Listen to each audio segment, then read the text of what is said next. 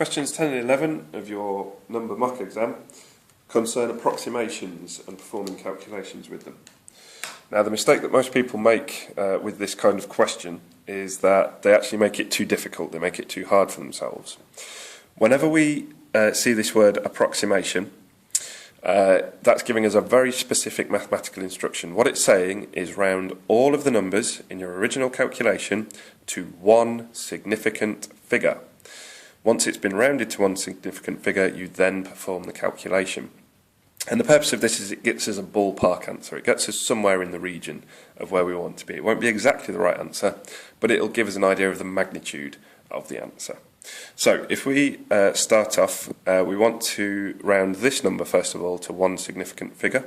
So the first non-zero digit from the left, 0.00002, and then we look at the following number, which in this case is a 7. So that falls into the category of being above, of being 5 or above.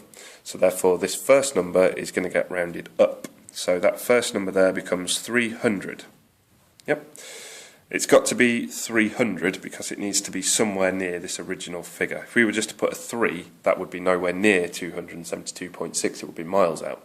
But if we put 300, if we replace these remaining digits with zeros, then we're in the ballpark. We've got a reasonable figure, it's close to the original one. So we're going to multiply that by this number, rounded to one significant figure. So if we look at this number now, the first non-zero digit from the left, 0.0000005. So there's our first significant figure. Look at the following number. That falls into the category of being less than 5, and therefore this number here will stay a 5. It won't get rounded up. So in order to keep this number approximately the same value as this number, we need to replace the 4 with a 0. So we've got 50. And then we're going to look at 26.8, so again 0.0000002, there's our first significant figure, and then what we're going to do is we're going to look at the following number, which is a 6 in this case. That falls into the category of being 5 or above, so therefore this number, the 2, will get rounded up to being a 3, so we've got 30. And 30 is reasonably close to 26.8. If we were just to leave that as a 3, it would be nowhere near 26.8. So we want to make sure that we replace that 6 with a 0. So this is the calculation that we're going to perform. 300 times 50 divided by 30. So let's look at this first of all. 300 times 50. Well, we know that 300 times 5, that would be 1,500. And then because we're multiplying it by 50, we move it over by one decimal place. So that's going to become 15,000. So 15,000 divided by 30.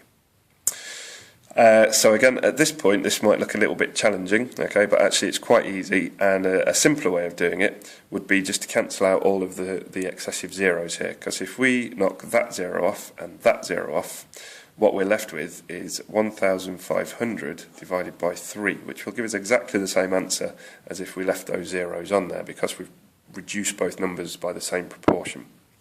So we can now do 1,500 divided by 3. Again, if you're not too comfortable just with what that will be off the top of your head, then what we can do is we can do 1,500 divided by 3, like so. We say how many 3's are there in 1? 0, carry the 1, because we've got a remainder of 1. How many 3's are there in 15? Well, there's 5 of those, with no remainder. How many 3's are there in 0? None. How many 3's are there in 0? None. So therefore our answer is 500. So an estimation of that calculation is 500, and that is the final and the correct answer for question 10 for what it's asking you to do. Let's now look at question 11. Asks us to use approximations to estimate the answer of 456 times 3. So if we look at this, we've got 456 times 3. So we're going to round each part off to one significant figure. So looking at this first number, we've got 0.0000004. And then we look at the following number. The following number falls into the category of being 5 or above. So this 4 here will get rounded up to a 5. So that's going to become 5. Now obviously 5 is nowhere near 456. So we need to replace these two digits here with zeros. What are we going to multiply it by? We're going to multiply it by this number, rounded to one significant figure. So again, we've got 0.0000003. So that's our first significant figure, and then we're going to look at the following number. The following number is a 4. Now, because that falls into the category of being less than 5, this 3 stays the same. So we end up with 500 times 3. Again, if you're not comfortable just with knowing what that is, we can do it this way. 500 times 3. 0 times 3 is 0. 0 times 3 is 0. 5 times 3 gives us 15. So 5 and a 1. And there's our final answer. So the final answer for question 11 is 1,500. It's not exactly that multiplied by that, but it is an approximation of that multiplied by that. It's in the ballpark. It gets as close to that original value. And that, remember, is what we mean when we see that word approximate or approximation.